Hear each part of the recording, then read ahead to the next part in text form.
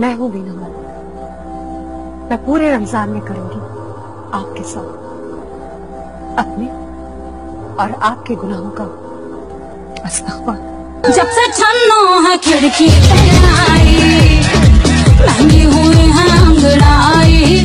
जब से छन्नो है खिड़की पे आई। मैं आयशा उमर और समी खान आपके सामने हाजिर हैं इस रमजान की नशरियात के साथ। इस रमजान मैं और समी आप लोगों के साथ इस्लाम के बारे में वो सारी चीजें जानने की कोशिश करेंगे।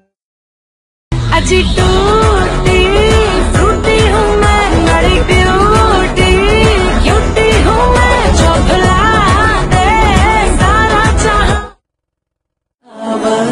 आला हबीबी का खैर खल्की कुल्ली।